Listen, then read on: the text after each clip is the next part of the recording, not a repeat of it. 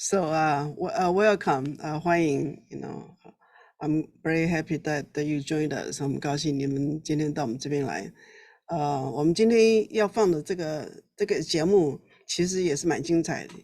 Tonight our program is going to be really exciting, and I'd like you to see some of the films, and you will understand. 我们来看一下我们这里那个影片，你会了解我们今天要放的是什么。那这个是在科特斯坦，科特斯坦就是伊拉克的北方，北方的那个科特斯坦那边，那就是埃及、亚述、以色列。那这个亚述呢，它也算是亚述其中的一部分 ，OK， 是主要的部分。好，大家来看一下这个影片。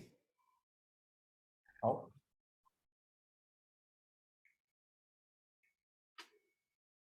Yeah, this is Dr. Doe. Let's hear what he has to say. Isaiah 19 initiative. My name's Dr. Robert Doe, and I'm one of the advisors for the Isaiah 19 committee. I've spent approximately the last 12 years traveling to the Kurdish region of Iraq and to Israel, as well as at the beginning a single trip to Cairo, Egypt. And in that time, I was made aware of the incredible prophecy that's mentioned in Isaiah chapter 19 that says, in that day there will be a highway from Egypt to Assyria, and the Assyrian will come into Egypt, and the Egyptian into Assyria, and the Egyptians will serve with the Assyrians.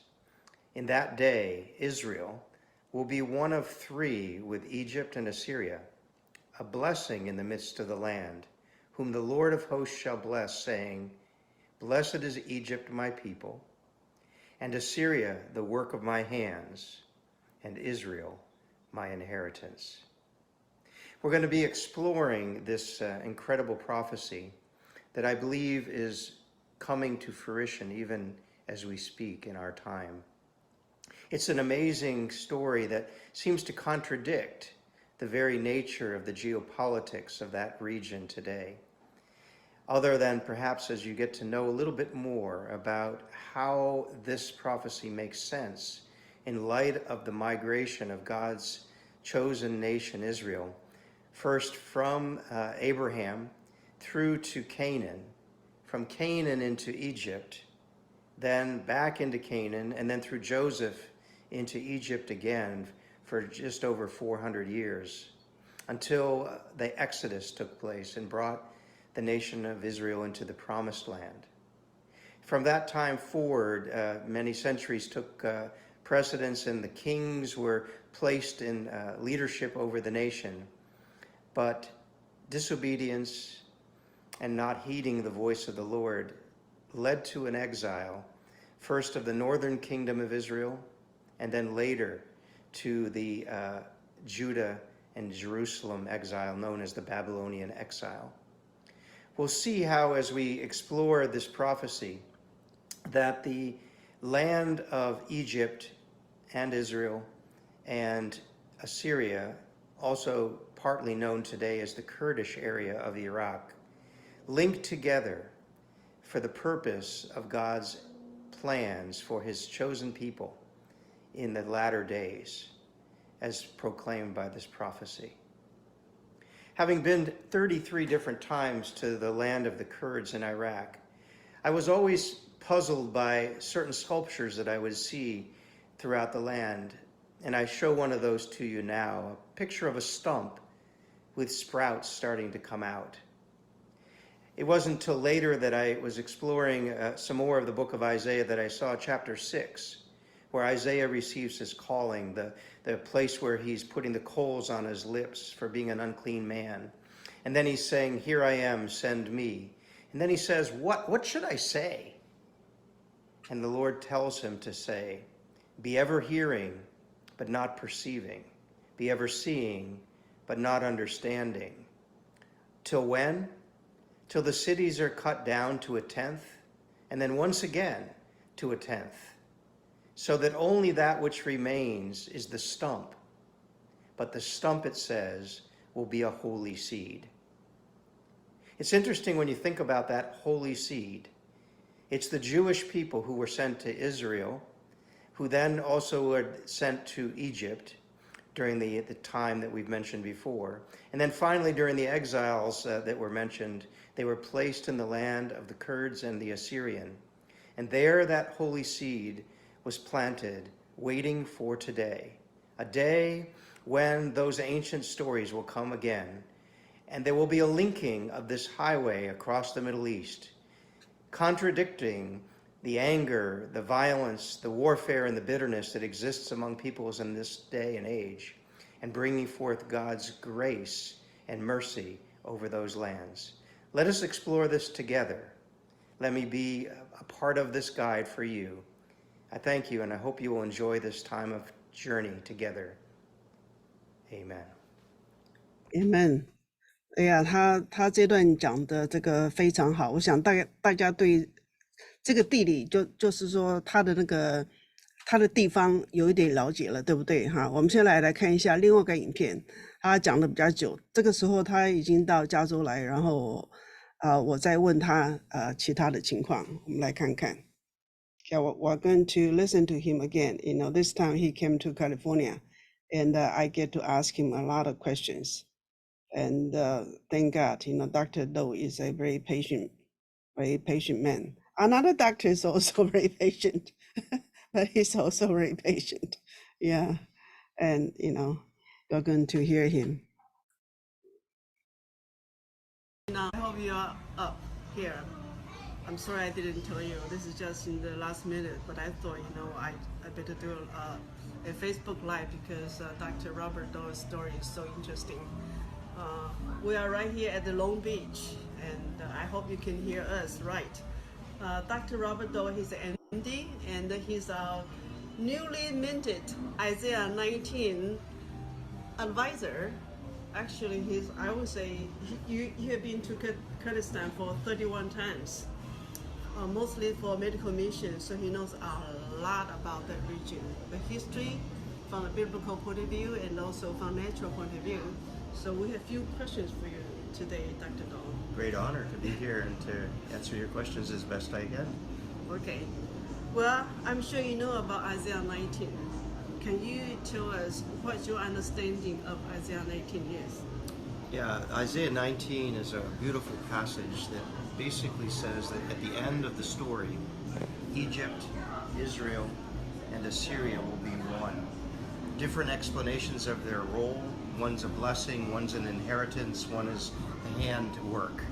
But nonetheless, there are three nations that come linked together in the time probably of the millennial kingdom, most likely is what it's referring to. It says three countries, Israel, Egypt, and Assyria, which Assyria. Today is smaller than it once was. The area of Assyria today would most likely be the area known as the Nineveh Plain. So it runs from Mosul currently over into the Kurdish area. That's kind of the main area of the Isaiah people, or the group of people that are known as Assyrians. And the interesting thing about the Assyrian people is that they were the first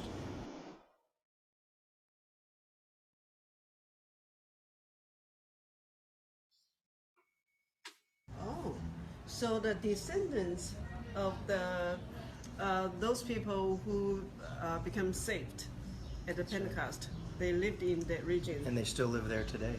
So what kind of language do they speak? They speak Assyrian, the original language. Yeah, and their Bible is in Assyrian.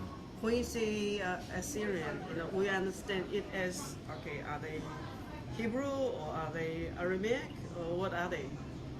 It's a language of its own. I don't honestly have the linguistic background to know whether it's related to a Arabic/Hebrew, because that's one type of language group, whereas the Indo-European language, which is Farsi and Kurdish, is a different language group. So I honestly can't answer that one. So why do you think like everyday Christians should care about this passage, this Isaiah 19 passage? Well, it appears that at the end of the story that region is going to be a very critical and important ruling region over the earth. So it's in the preparation of that region becoming to its full potential that we potentially see the full potential of our King on earth. So you're saying that to fulfill the end time prophecy, for all the blessings to flow from that region To the rest of the nations. to the rest of the nations, the revival of that region is a key point. Yes, it is. So it's something that we have to do whether we like it or not, I would say that's a good point. whether we understand or not. That's right.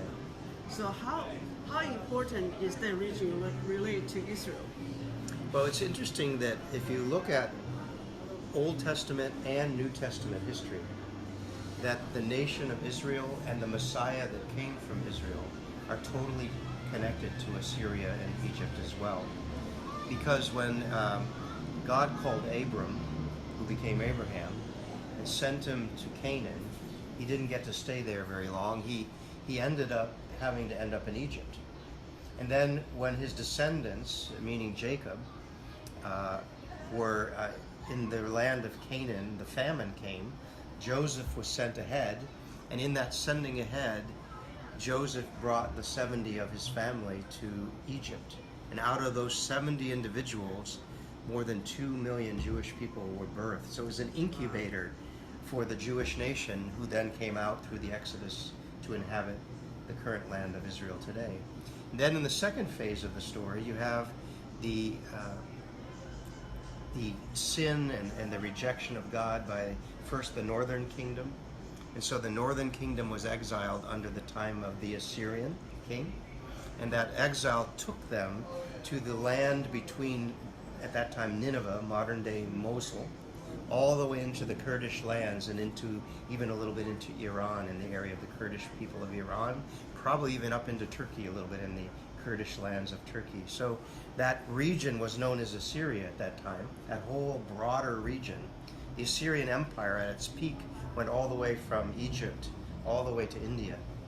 Wow. So it was a very big land at that time, but the exiles were taken into the land of the Kurds. And if you go to the Kurdish region now, there's all kinds of remnants of old Jewish villages all through the Kurdish land.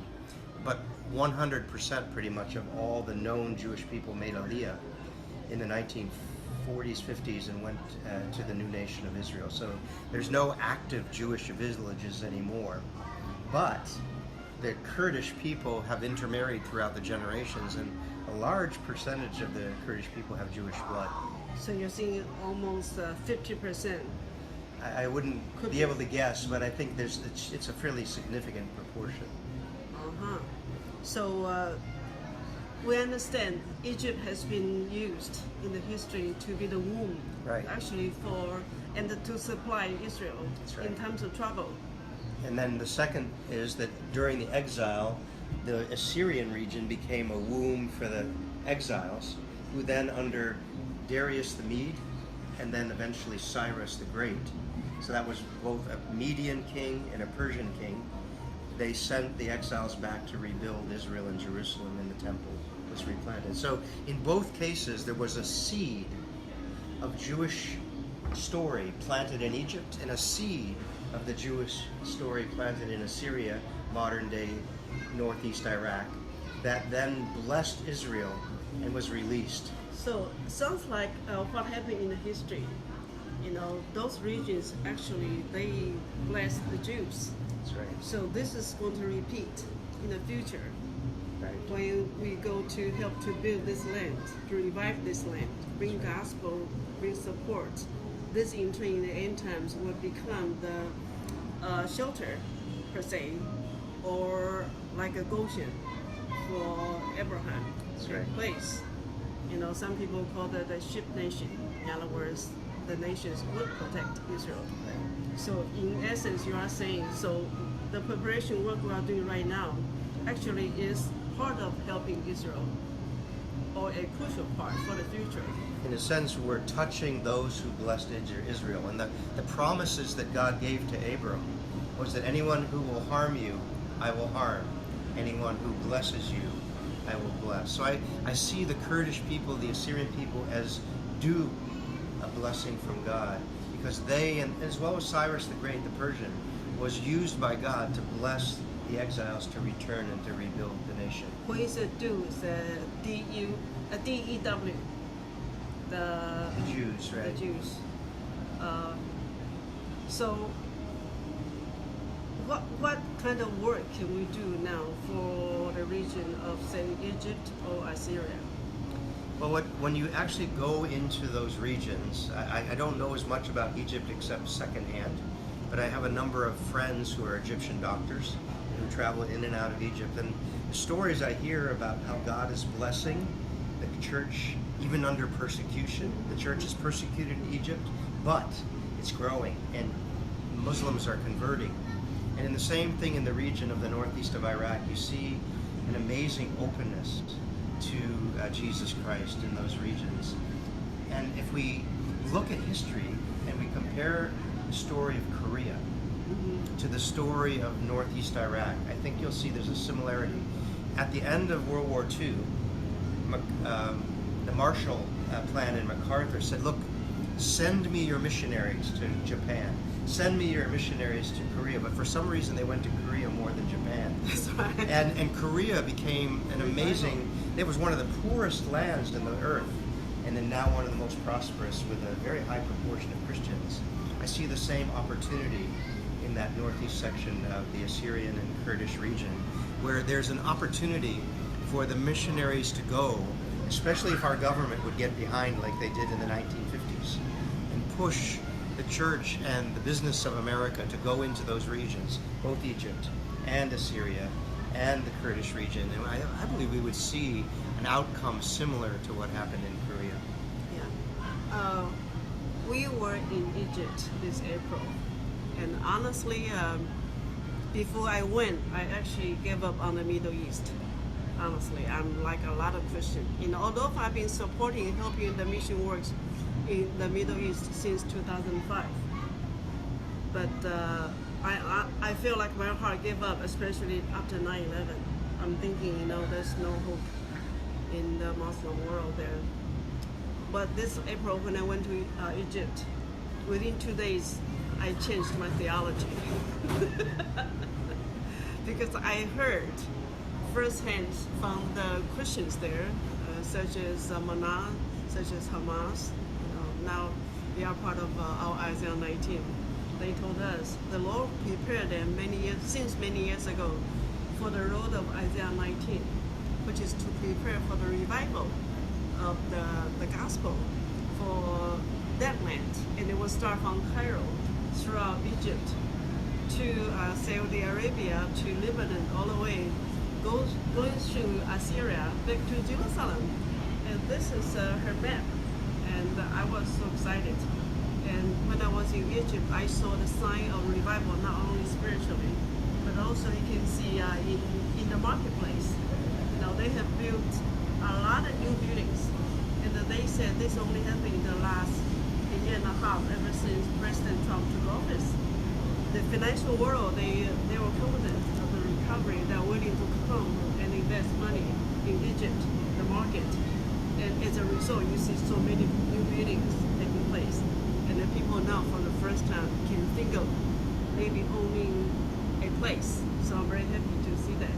So are you saying that the similar thing that you think is happening in Assyria? Well, in the area of the Kurds in particular, which is the land between Nineveh and the Iranian border and the Turkish border, that area had already begun to see that kind of prosperity and was really encouraged through American protection after the no-fly zone, after the 2003 Gulf War. But then recently there's been a fear by the Kurdish people that the American government is not going to support them anymore, that they're more in line with Baghdad, Turkey, and because of that, the investment is pulled back substantially. What you would have seen 5 years ago, building after building after building was being constructed. It looks like Dubai. It was pronounced over that city of Erbil that it would be the next Dubai, but then all of a sudden everything stopped after central Baghdad, with a lot of help from Iranian militia, came and took over the city of Kirkuk. Wow. And then basically shut down the economy of that region, and it's sitting in limbo right now, that region.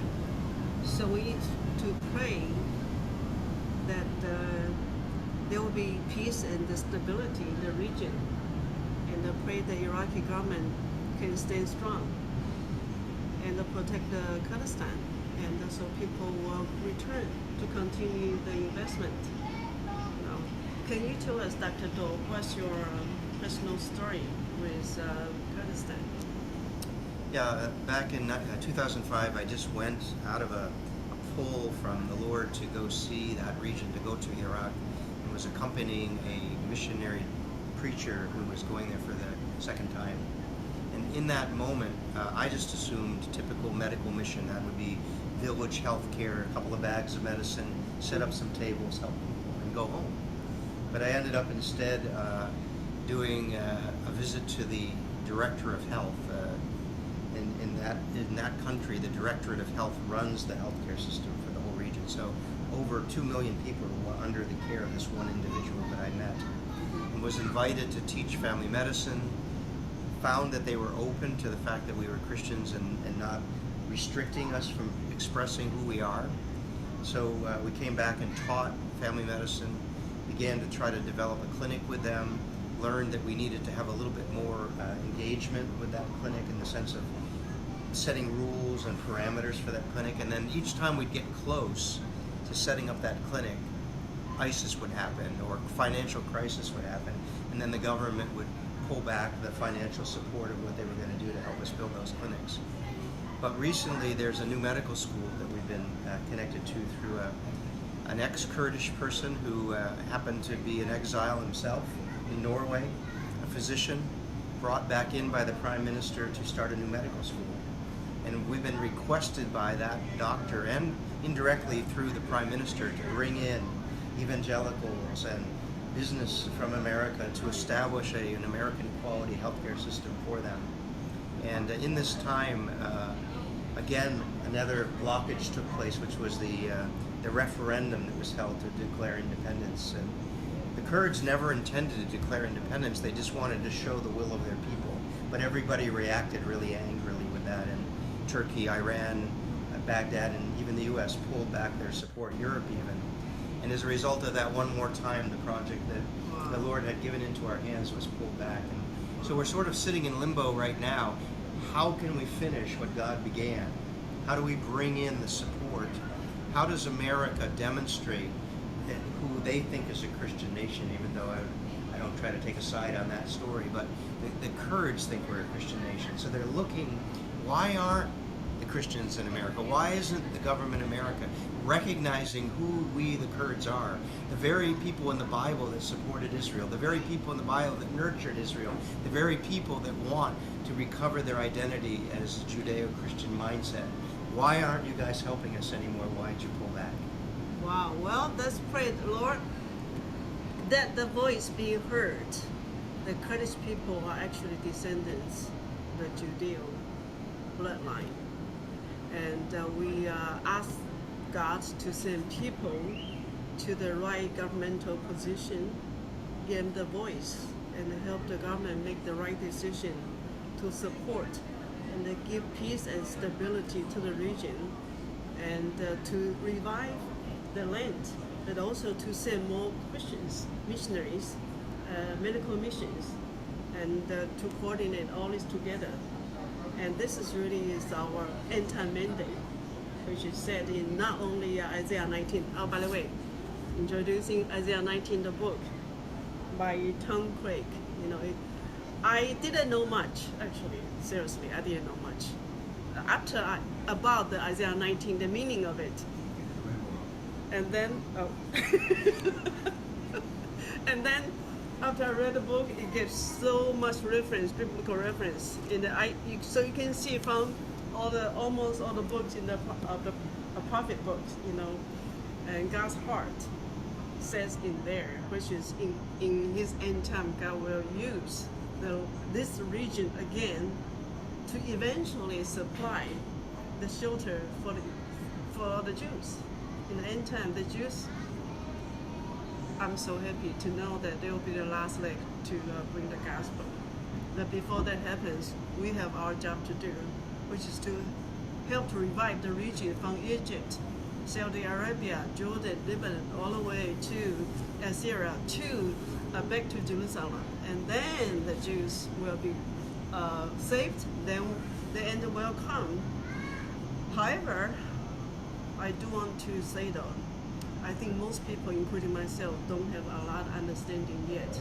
We are still learning, and I think revelation is still coming. So, you know, I guess we'll be talking again soon to discuss, you know, what more God has revealed to you and to us that we can share with everybody. Do you have any parting word you want to say? No, I just, when I look at the Kurdish people and the Assyrian people, because I've worked with both, even the Chaldean people that are there, there's 3 major groups there. 2 of them are Christian. And when I see them, what I see is a flashback to my own ancestors, the patriots, at the time of the revolution in our country. Where? In America. Oh. So my ancestors were the Pilgrims and the Puritans of New England and fought in the Revolutionary War for the freedom of America from tyranny and inappropriate treatment by others, so they thought. And I've never seen a group of people like the Kurds who have that same passion. They want the liberty and the freedom not to be dictated to, but to be able to become who they were created by God to be. And they're so willing to lay down their lives like American patriots would have in those days, willing to lose everything for the cause that they believe in. And here we are, the people that brought freedom to so many nations. I think it's our time to bring freedom for them. So you said earlier that about 2/3 of them, they are actually the descendants of the Judeo bloodline? No, the Kurds are descendants of the Medes in the Bible. But because of the exile of the Jewish people into that region over the generations, there was intermarriage. So the pure bloodline of the Kurd would be the Mede, whereas the pure bloodline of the Iranian would be the Persian. And so those are the 2 Medo-Persian pieces that brought the Medo-Persian Empire together. But the Jews were put in the middle of it during the exile, and the intermarriage is what brings so it's the mix. mixed. Yeah, it's a mixture. They have all mixed. But is it safe to say though they are all Abraham's descendants? Absolutely all Abraham's descendants. So Abraham's descendants, God's desire to bring the descendants Abraham, the Ishmael, and Isaac to worship God together. That's right. That really is the meat of Isaiah 19, to fulfill God's desire. And God cares to fulfill his covenant with Abraham. So the end time, the big job really is to help God to fulfill his covenant. And so here we are, 21st century. Can you believe it? It's only been 2,700 years since the Jews were put there in exile. That's just a short time in God's equation, isn't it? And here we are given an opportunity to try to bring some closure to a long story. Yes. Well, it seems like lately I feel like things happen so very quickly. You know, it's like God really connecting people together. Like, you know, we just met not too long ago, and we're finding out we're on the same mission. At a different stage, you understanding, but at least now we are linking hands.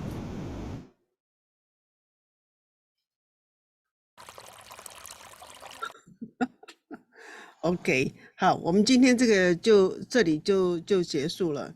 Yeah, that was wonderful. You know, I have seen this, and you know, this reminds me again, you know, what's happening in Kurdistan. You know, I have not talked to the people from Kurdistan for a while, so I was wondering, you know, what kind of progress that they have right now. And but you know, the whole region is the same, from Egypt to Assyria to Israel. You know, we're keeping contact. But also now this region has expanded. For example, now we actually found out in Taiwan and in China. You know, we are also going through the same direction. We're doing a different thing, but going through the same direction. 我们就是说，我这个故事，刚才讲那个 Doctor，这个 Doctor 他的这个故事真的是非常非常的有趣。那从那时候开始呢，我们这个故事其实一直在往外扩充，不只是埃及啊、亚述啊、以色列，我们这个故事又扩充到这个中国大陆、台湾，所以今年的10月的时候我会去台湾。So this year in October, I'll be going to Taiwan, and I'm going to see what is going on over there, because I feel like the expansion is getting bigger. You know, when I first started, when I was in Jerusalem, and when I saw the vision, my vision was kind of, it was good, you know, it was a good size. But now I feel like the vision is getting bigger and bigger. Lord, you know, what is it you want us to do? I only know a little bit each time. 我只知道神要我们要做的只是一点点。OK， 可是你到每个地方去看的时候，你发现其实每一点也加在一起也是蛮多的。那这个为什么说没有说一下子一堆人就有兴趣，我也搞不清楚。我在这里遇到一些基督徒，我讲这个话的时候，很多人还是猛叉叉，搞不清楚我在讲什么。我虽然说讲了很多次了。You know, I feel like, you know, I've been speaking to the Christians here even many times, but they still don't get it. Okay, some got it, but they still don't get it. But I do feel there's a reason. The reason I don't know why, but God has kept us. 神真的是让我们存留到现在。因为这个事情是不容易做的，但是神让我们存留到现在，为什么？那一定是有很大的原因这个什么原因我搞不清楚，但是我知道该做的事情就是要做，就是如此。Now, okay, so I was wondering, does anyone have anything to add? Sharon, Ed, Luckily, June Campbell, do you guys have anything you want to add? Well, it's our responsibility as Isaiah 19, and everybody in every country here has the responsibility of loving the unlovable and spreading the gospel. That's what we're called to do, is to tell others about Jesus Christ. How can they know if somebody isn't sent to tell them? You know, then that's our responsibility wherever we are in our ministries, and our jobs is to tell others about the gospel. Yeah, and spread seed, you know, and the fun part of that is that if somebody gets saved that you talk to, you don't know whether that person will be a Billy Graham or a Reinhard Bonnke or somebody that will, you know, really be able to climb and 你这个可以用你那个 iPad 借我一下，你的 iPad 借。Yes, OK， 他说哈，这个我们这些人听到福音的，我们就要去告诉别人，我们要传福音，因为我们不知道我们的对象到底是谁，但是神给我们机会，我们就要传福音。那我们的这些角色，我们真的是很难说，我们做的是什么角色，但是我们就是要告诉别人我们所知道的。So we will tell others what we know. Yes. Okay. Does Sharon have anything you want to add? Oh, I was going to say that this was very informative. And for those who are on the Zoom or who didn't understand what the mission is, the assignment that God has given us as Isaiah 19, now we have a clearer understanding of how important that these nations come together and be as one, because it truly is where Jesus is going to be as king on earth. Yeah, 这个故事是也告诉我们以赛亚19的我们这些人的这个角色是非常的重要。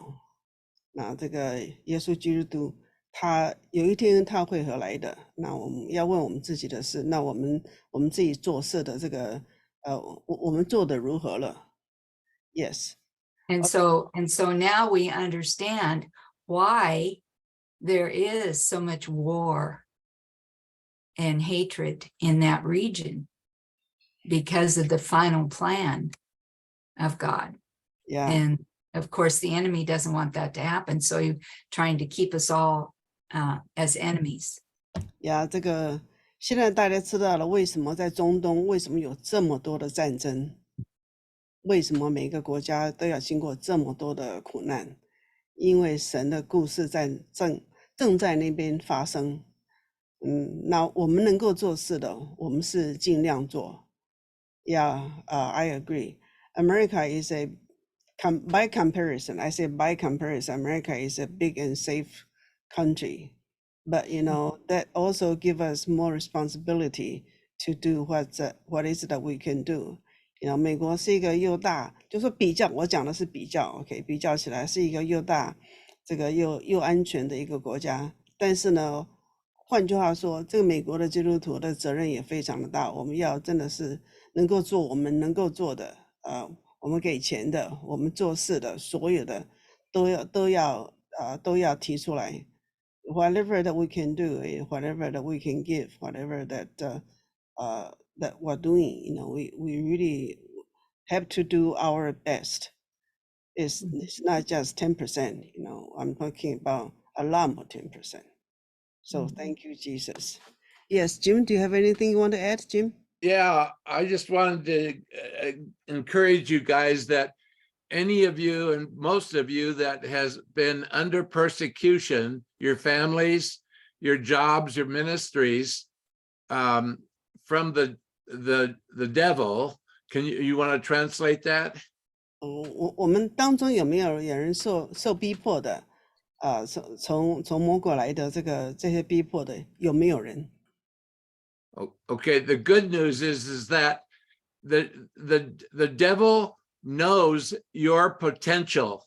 Okay, he knows your potential. That's why he's given us trouble, and he sees all the potential in you, and so that's why you're being hassled, because there's great potential in you yet that's going to come out. Yeah, 因为这个撒旦魔鬼知道你的这个潜力，他知道你能够做什么，所以他要逼迫你，因为他知道你能够做的事情，所以这个大家要知道关于自己的这一点。Yes. And then that's why Satan is so furious today, because his time is so short. See, the minute that the rapture happens, you know, then the tribulation starts. And after that point, Satan only has 3.5 years left, and he'll be thrown into hell the rest of his life. You see, and that's why that could be any time now. You know, anytime the rapture could happen. And that's why Satan is so mad at everybody, because his time is so short. 因为撒旦魔鬼他的日子真的是非常非常的短暂，那他这个3年半的时间已经要快到了，所以我们的日子也是越来越短暂了。那我们要做的事情是非常的多。我现在是加上我讲的这一点，你知道吗？当我们要到天上了去的时候，那个是永远的，我们会在一起，永远的。我不敢说是唱歌跳舞。我们在那里是个很永远的一个存在，所以我们现在在这个世上的日子，我们要感谢神，我们的日子是不多了，所以我们真的是要尽量做我们能够做的。Yes, okay, so now we're going to watch another film. 我们先来看最后一段。Could I say one more thing first? Sure. So as we're talking here, then you may be thinking, well, what is it that I can do? And so I was just reminded of the scripture in Exodus 4:2. And the Lord said unto him, what is that in thine hand? And he said that to Moses. So he says the same thing to us. You know, what is it that you have that the Lord is in need of? And so then we just pray for a heart to give and hands to be full to give. Yeah, 这个时候也许我们在问，那神啊，那你现在要我做什么？我们现在就来看看我们手上有什么，我们的脑筋里面有什么，我们手上有什么呢？我们能够给的是什么？我们能够做的是什么？都在我们的手上了。Okay, well, thank you very much. Yes, 好，我们现在来看最后一段。We're going to watch the last film.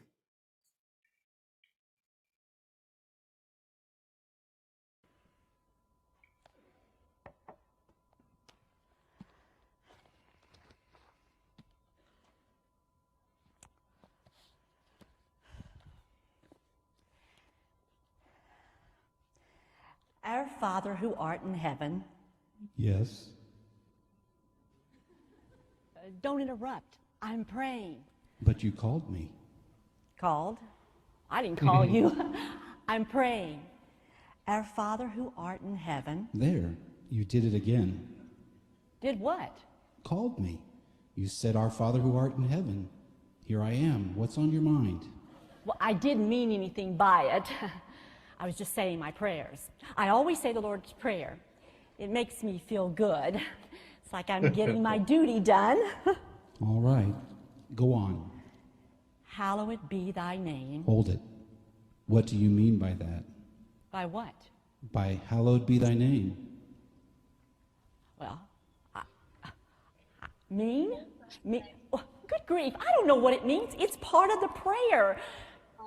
What does it mean? It means honored, holy, wonderful. Well, I never knew what it meant. Well, that makes sense. Hallow it. Thy kingdom come, thy will be done on earth as it is in heaven. Do you really mean that, Mary? Sure. Why not? What are you doing about it?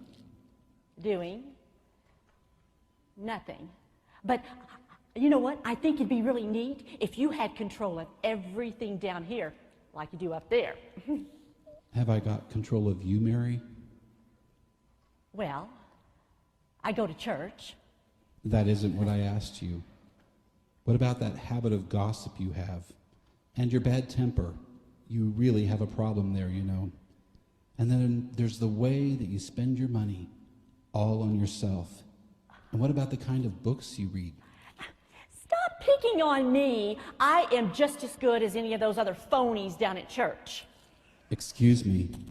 I thought you were praying for my will to be done. If that is to happen, it will have to start with the ones who are praying for it, like you, for example. All right. I guess I do have some bad hang-ups. Now that you mentioned it, I could probably name a few. So could I. All right. I haven't thought about it in a while, but there's some things I'd like to change. I'd like to be a good person. Good. Now we're getting somewhere. We'll work on you, and I can have some victories that can truly be won. I'm proud of you, Mary. Lord, can we kind of wrap this up? This is taking a little bit longer than it normally does. Give us our daily bread. You need to cut down on the bread. What? What is this? Criticize Mary Day? Here I am doing my religious duty. I'm saying my prayers, and you break in and you remind me of all my hang-ups. Praying is a dangerous thing, Mary. You could wind up changed, you know. That's what I'm trying to get across to you. You called me, and here I am. It's too late to stop now. Keep on praying. I'm very interested in the next part of your prayer. I'm scared. Scared? Of what? Of what you're going to say. Try me and see. Forgive us of our sins as we forgive those that sinned against us. What about Beth? I knew it. I knew you were going to bring up Beth. Why, she has told lies on me. She has cheated me out of money. I swore, Lord, I would get even with her. But your prayer. What about your prayer? I didn't mean it. Well, at least you're honest. But it's not much fun carrying around that load of bitterness inside, is it? No, but I'll feel better as soon as I get even. Boy, have I got some plans for old Bethy. She's going to wish she's never done me any harm. You won't feel any better. You'll feel worse, Mary. Revenge isn't sweet. Think of how unhappy you are already. But I can change all that. You can? Yes. How? Forgive Beth. Then I can forgive you. Then the hate and the sin will be Beth's problem, not yours. You may lose the money, but you'll settle your heart. I can't, Lord. I cannot forgive Beth. Then I can't forgive you.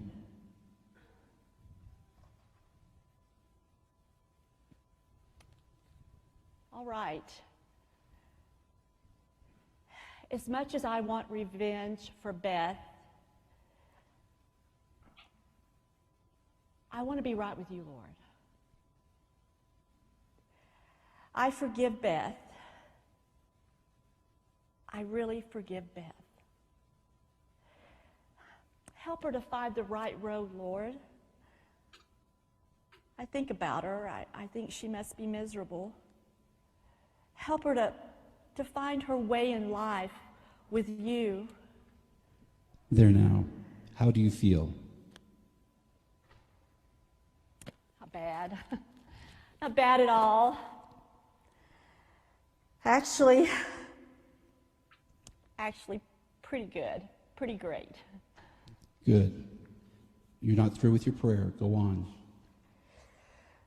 Lead us not into temptation, but deliver us from evil. Good.